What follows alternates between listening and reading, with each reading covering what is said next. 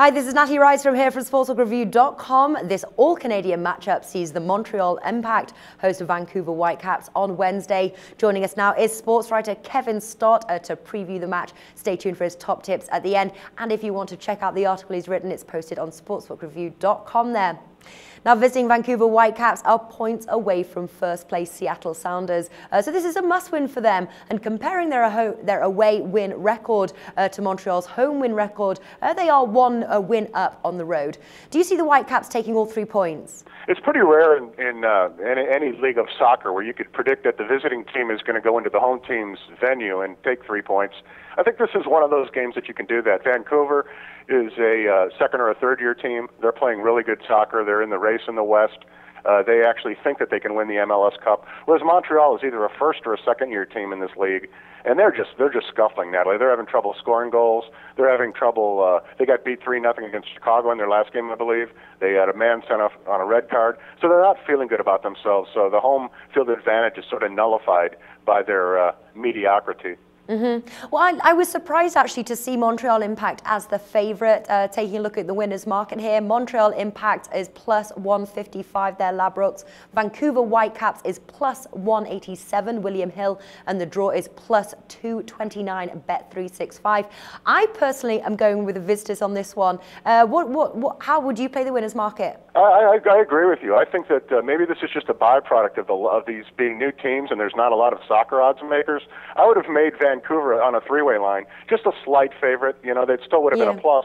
But Natalie, at plus 187, that's just that's delectable. I mean, that's what you want in betting. You want to find opportunities like that where you feel good about the team, that they're going to win. Obviously, this will be the fourth time they've played in MLS because Montreal is a new team and Vancouver's relatively new. But Vancouver's just a better team. They don't care that it's in Montreal. They're going to travel all the way to the East Coast. It'll be two time zones less for them, so that will be a little harder on their bodies. But they just have a better soccer team. They have a better coach, better roster, better goalie. They're playing better. And Montreal isn't scoring goals. Like I said, they have 9 goals all season, right? We're in week 15. I mean, you don't even need to be a handicapper to understand that 9 goals in 15 weeks isn't great. So yeah, I'm with you. I lean towards the underdog, or the visitor with the nice plus, which actually is the underdog in this particular case. Exactly. And this is the first time they meet this season. But if you look at their previous history, which is not a huge amount there, but Montreal do have a tough time scoring against the Whitecaps. And I'm wondering, could we be looking at the Whitecaps keeping a clean sheet? Yeah, that's ideal to look at that this way because what we're talking about, they've only played 3 times in their whole history, and they've never scored against them. Exactly. It's like 270 minutes that they haven't scored. So once again, what we talked about on the last thing, the defense always matters, and because they haven't scored, that's going to be in the back of Montreal's mind. Man, we haven't, even if it's different players, the coach, we haven't scored on this team ever, even though it's been 3 games. And in the same way, on the other end of the coin, Vancouver's thinking these guys have never scored on us, you know. So they're going to go in there. The first goal is going to be huge, and the odds that Montreal, who has never scored a goal against Vancouver, even though they're at home, getting that first goal, I think the odds are against them. You know, I just think that they're going to all of a sudden wake up and be able to score, and then that pressure. Sometimes pressure helps people. I don't think a team being with 9 goals all year, a brand new team playing another team that's playing good from their own country, Canada. They're going to. I think Montreal is going to be a little bit scared. So yeah, I think taking the clean sheet and taking Vancouver and getting the nice plus is creative, intelligent betting for those that have access in those marketplaces. Yeah, and plus 375 there for them winning to 0. Is that enough value there to tempt you to consider the bet? Oh my God, it's like 100 cents more value than I'd anticipate. I would if I was a fish and that was a worm and the worm was plus 275, I would have bid. It's 375. Yeah. I mean, you just have to go for it there, and then once again, it's a matter of getting your amounts right. But I think you bet 20 on a plus 375, you could almost get $80 back for that if they win, and they've shut them out. If you would have made that bet in all 3 games they ever played, you would have won all 3 of those bets. Yeah. So we're applying past history with what's going to happen Wednesday night up in Canada. So, I mean, the thing is, you also have to remember, though, too, from a contrarian point of view, Montreal is going to want to score. They know they haven't scored, and they're like, we got to score to get some confidence against these guys.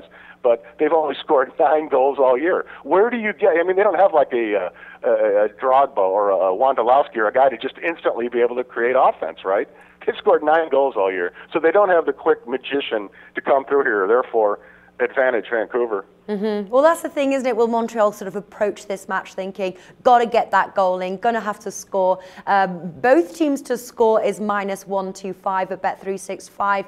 Not sure if that's enough that I would play that bet. I am leaning towards the win to nil, especially as you mentioned there, 9 goals all season. That's not a lot of goals. So then that brings us to where's the lean there on the over under 2.5 goals? Do you have a lean, or is that maybe a market you'd skip?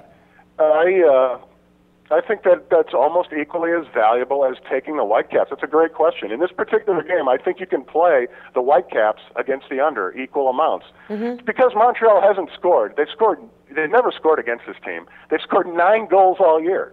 You have a solid number at 2.5. So if you're theoretically thinking that Montreal's not going to score, is Vancouver going to go to Montreal and score 3 goals and make it go over on their own? Exactly. I mean, this is assuming that Montreal's not going to score, of course.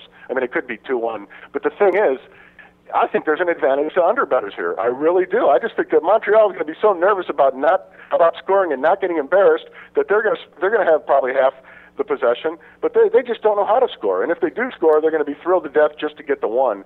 So I think this is an advantage in the value in the line in terms of Vancouver players. And Vancouver, the Whitecaps have been playing great. They're actually maybe one of the most surprising teams. Them and FC Dallas have surprised me the most this year.